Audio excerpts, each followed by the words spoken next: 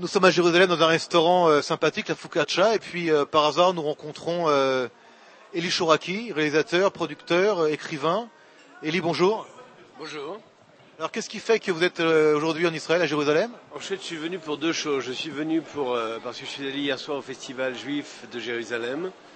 Et j'essaie aussi, on a des rendez-vous demain, d'organiser une tournée des 10 commandements en Israël.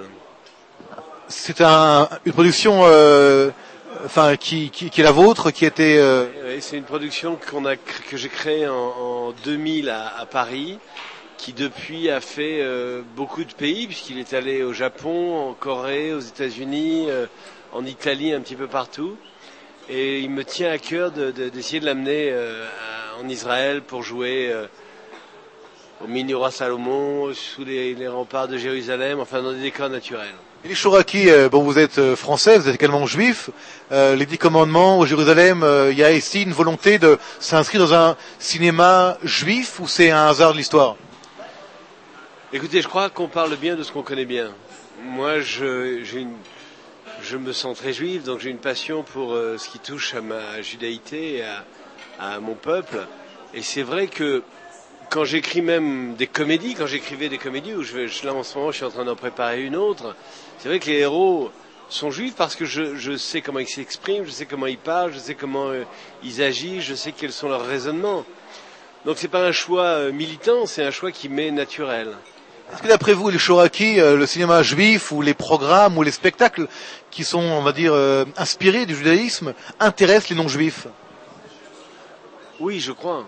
Écoutez, il n'y avait pas autant de journalistes. Hier, j'étais dans une soirée où il y avait des journalistes français basés à Jérusalem et j'étais surpris de voir qu'il y avait toutes les journaux, toutes les télévisions, tous les journaux représentés. Je dis, mais une si petite ville, un si petit pays, autant de journalistes. Donc vous voyez que tout ce qui touche à Israël, tout ce qui touche au peuple juif et à la judaïté en général intéresse le monde. Pourquoi? C'est un mystère qu'il faudra un jour s'expliquer. Je pense que c'est lié à... Un prochain film peut-être, non? Peut-être, oui. Je crois que c'est lié aux racines de notre monde, à ce désir que les hommes, partout d'où qu'ils viennent, que ce soit chrétiens, musulmans ou d'autres religions, à ce désir d'aller chercher comme ça le début de leur existence. Et les juifs sont le début de l'existence du monothéisme. Eli Shoraki, au Jérusalem, un film qui a quand même bien marché en France, qui est inspiré d'un roman, je crois. Pouvez-vous nous donner quelques éléments du film, du pourquoi du film et qu'est-ce qui devient aujourd'hui?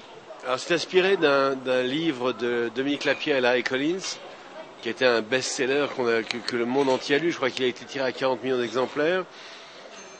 C'est un film que j'ai commencé il y a 5 ans maintenant, qui est un film qui me passionnait, qui parle de la création de l'État d'Israël et de la création de ce qui aurait pu être un État palestinien, puisqu'en 1948, les Nations Unies ont voté pour que 2 États vivent côte à côte et en paix. Bon, ils l'ont fait à la diable, ils l'ont fait mal, ça a été mal préparé, mal organisé, mais ça a été fait. C'est l'histoire donc d'un héros, de 2 garçons qui se rencontrent à New York. Il y en a un qui est juif, qui s'appelle Bobby Goldman, et l'autre qui est palestinien. Enfin, à l'époque, il n'y a pas de palestinien, c'est un musulman de Jérusalem qui s'appelle Saïd Chahine. Et ces 2 types deviennent amis, et ils sont rattrapés leur histoire est rattrapée par la grande histoire, et ils vont partir en Israël, ce qui n'est pas encore Israël, ce qui est encore la Palestine. Ils vont partir en Israël, et puis tout d'un coup, cette amitié, malheureusement, va se transformer. Enfin, l'amitié va rester, mais ils vont être dans 2 camps différents, ils vont s'opposer jusqu'au bout, et c'est au travers de leurs 2 parcours que j'explique, ou tente d'expliquer, la relation qu'il y a eu entre ces 2 peuples. Quelles ont été les réactions en France par rapport au film? Elles ont été bonnes, très bonnes. Vous savez, c'est toujours pareil, quand on s'attaque à des sujets aussi chauds et importants, les gens sont toujours virulents, dans un sens ou dans l'autre parfois. Parfois j'étais obligé de calmer l'enthousiasme de certains, et d'autres fois, plus rarement heureusement, j'étais obligé de m'insurger contre la haine de certains autres. Donc c'est vrai que même à l'intérieur de la communauté juive, d'ailleurs en France, il y a eu des dissensions, des qui étaient pour, des qui étaient contre, car mon propos était de parler de parler de la paix et de donner de l'espoir. C'est pas un propos noir et blanc, les gentils et les méchants, les bons et les mauvais. C'est un propos où on voit quels sont les espoirs de chacun, pourquoi cette guerre a commencé, quelles sont les folies parfois de certains, mais en tout cas c'est un propos qui se veut, enfin qui tente d'être objectif, qui n'est pas... Je pense que ce serait une erreur de faire un film militant, de faire un film où on dise oh, les Israéliens avaient raison, les Juifs avaient raison surtout. Bien sûr qu'ils avaient raison de vouloir s'installer en Israël, bien sûr que je suis pour Israël et l'État juif à 1 milliard de pourcents, mais ils ont fait aussi certaines erreurs, et les Arabes de leur côté ont essayé de faire des concessions et ont aussi fait beaucoup d'erreurs, énormément d'erreurs, et comme d'habitude, les extrémistes et les extrêmes ont pris le pouvoir, et c'est ces extrêmes-là qui ont déclenché en fait ce qui est devenu cette espèce d'affrontement qui dure depuis 60 ans. Le film donc est en France, mais également dans d'autres pays, et je crois qu'il n'a pas eu le succès que vous attendiez en Amérique. Alors il s'est passé d'abord une chose très étrange.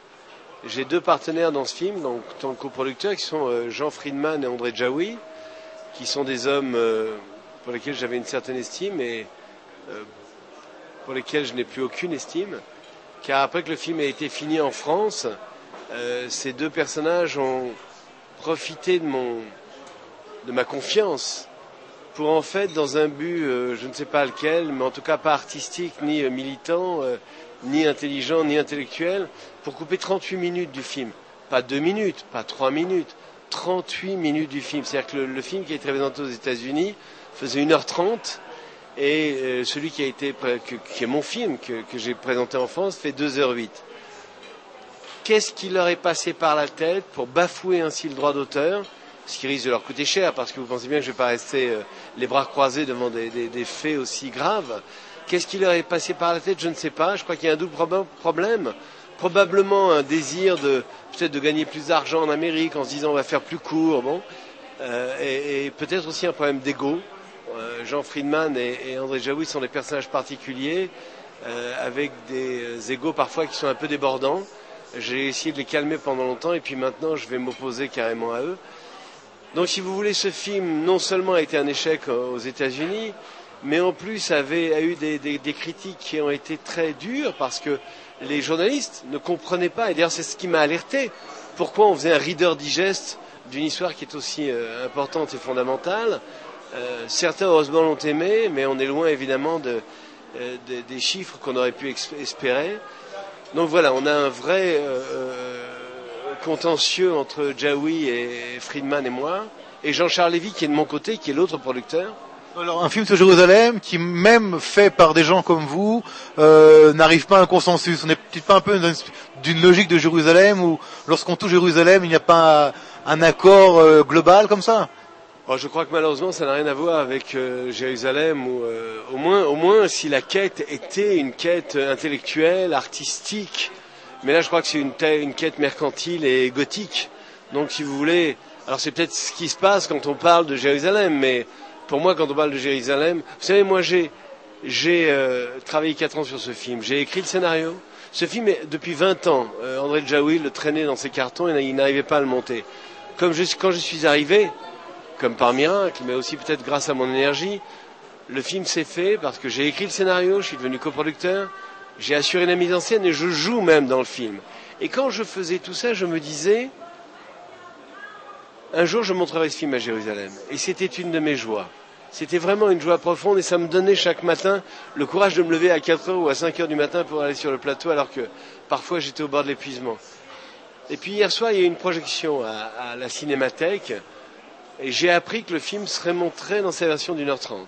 Donc j'ai pris un avion hier matin pour venir vite avec une copie de 2h08 qui a été projetée d'ailleurs à la Cinémathèque. Mais ils ont projeté les 2 copies parce qu'il n'y avait pas de sous-titres hébreux sur ma copie. Et j'ai expliqué au public en leur disant que malheureusement ce film avait été violé, avait été charcuté, censuré, et que je souhaitais, puisque la Cinémathèque... Une censure possible d'après vous? Une censure? Bah écoutez, quand on coupe dans un film, c'est une censure. En tout cas, vous savez qu'en France, le droit d'auteur, depuis bon marché, est une des choses essentielles. On ne touche pas à l'œuvre d'un auteur. Donc le droit d'auteur a été bafoué, donc ce droit d'auteur a été violé, ce droit d'auteur a été censuré. Alors j'ai expliqué aux gens qui étaient là pour voir le film hier à la Cinémathèque que je reviendrai sur l'invitation de la Cinémathèque en janvier pour présenter ma version, qui est la version de Jérusalem, avec des sous-titres en hébreu, et que du coup, j'étais heureux de penser que j'allais revenir dans cette ville qui tient si cher, qui est si chère à mon cœur.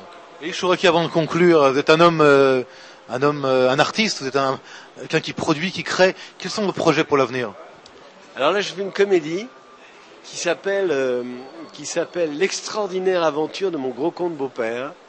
Parce que si vous voulez, j'ai été beau-père d'enfants à 2 fois de suite. J'ai eu deux filles dont je suis le beau-père, qui étaient les filles de mon ex-femme, et maintenant j'ai un petit garçon qui est le fils de la personne avec laquelle je vis, ma compagne, et j'ai 3 enfants. Donc j'ai eu à la fois l'expérience de père et l'expérience de beau-père. Et beau-père, ça n'est pas une sinécure, car en fait on tombe parfois, surtout au début, quand on rencontre la mère de ses enfants, sur des enfants qui défendent leur père, à juste titre, et avec lesquels on se retrouve dans une relation très conflictuelle et qui finissent souvent bien. En tout cas pour moi c'est fini bien. Mais je voulais tirer une leçon parce que les beaux-pères n'ont pas de statut nulle part. On vit 10 ans avec un enfant, on l'élève, on l'emmène à l'école tous les matins, on s'occupe de lui, et puis tout d'un coup, si on divorce, si on se sépare de la mère, on n'a plus le droit de le voir. Il y a aucun droit pour le beau-père.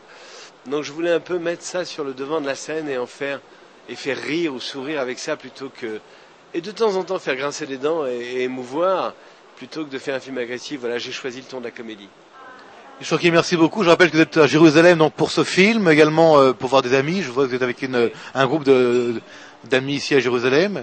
Eh bien, je vous souhaite beaucoup de courage, beaucoup de bonne continuation dans vos activités artistiques et autres, et que le film Jérusalem soit un succès pour nous, Israéliens, et nous, ceux qui aiment Israël, qui aimons Israël et Jérusalem. C'est pour ça que je l'ai fait en grande partie. Merci beaucoup. Merci à vous.